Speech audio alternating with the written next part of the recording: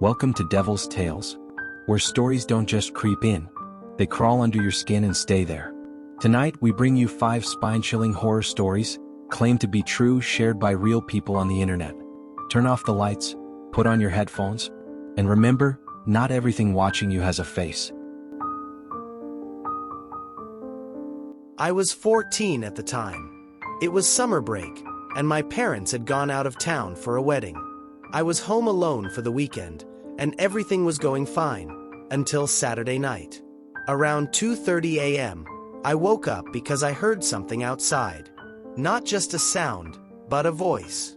I got up, looked out of my bedroom window, and saw a man standing in my backyard. Not moving, just standing, hands by his sides, head slightly tilted, looking up at my window. I froze. At first I thought maybe he was drunk or had the wrong house. But the longer I stared, the more I realized something was off. He wasn't swaying. He wasn't calling out. He was completely still, except for his head tilting just a little every now and then. I shut my lights off immediately and ducked down. I grabbed my phone and called the police. While I waited, I peeked out the curtain. He was still there. But now, he was closer, to the back door. Almost like he was waiting for someone to open it. What's worse, the back door was unlocked. I'd gone out earlier that evening and forgot to lock it. I couldn't move. I just kept staring at the shadow of him through the curtains, hoping I wouldn't hear the door open. The police arrived in 10 minutes. He was gone. But here's the part that really haunts me. When they searched the backyard, they found a knife buried in the flower bed near the back door, and muddy boot prints leading to and from the spot where he had stood. But no fingerprints, no footprints on the sidewalk, nothing on camera. He had come from the woods behind my house. No one ever caught him. I never forgot to lock the doors again. You double-check the locks now, don't you? Good. But locking doors won't save you, if the danger's already inside.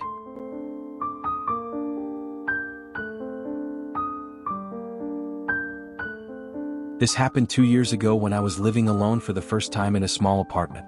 One night, I was getting ready to sleep. I placed my phone on the bedside table and switched off the lights.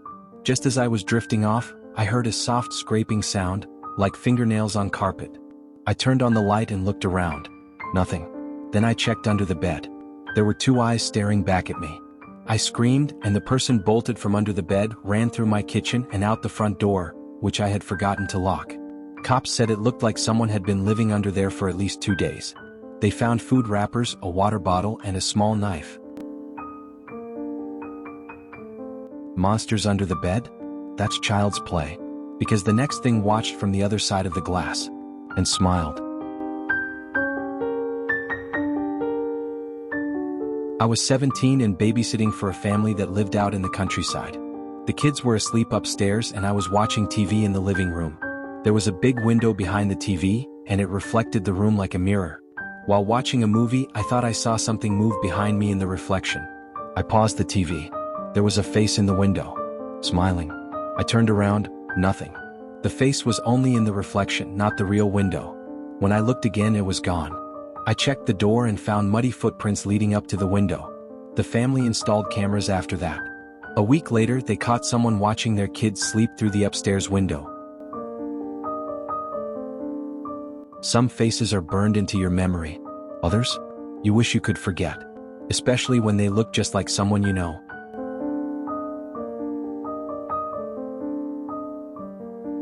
I was 12 and home alone after school, waiting for my mom to return from work. I was in the living room doing homework when I heard her voice from the hallway say, "Can you come here for a sec?" I was halfway out of my chair when I realized I hadn't heard the front door open. I froze. I called out, "Mom?" No answer. I slowly walked to the hallway. It was dark. At the end of it, I saw the silhouette of a woman standing very still. Looked just like my mom, same height, same hair. But she wasn't moving. I backed away, called my mom's number. She picked up. She was still at work. When I looked back down the hallway, the silhouette was gone. I waited outside until she came home. We moved a few months later. Alone. Sleep. Safe in your crib? But what if someone, or something, was already whispering from the shadows? My cousin had a baby last year, and they used one of those baby monitors with audio. One night, they heard their baby babbling in the crib. Then they heard a second voice, deep, low whispering. They ran into the nursery. No one was there. They checked the monitor and realized it had no Wi-Fi. It couldn't have picked up another signal. They played back the recording. The voice had said, "Don't worry, I'll keep him company until you're back." They never used the monitor again. You made it to the end. Or maybe, something made sure you did. If you like these tales, or if they'll haunt your dreams tonight, subscribe to Devil's Tales and join the growing cult of the curious. We drop weekly horror compilations, real encounters, and stories that shouldn't exist. Leave a comment below. Which story haunted you the most? Until next time, sleep with one eye open.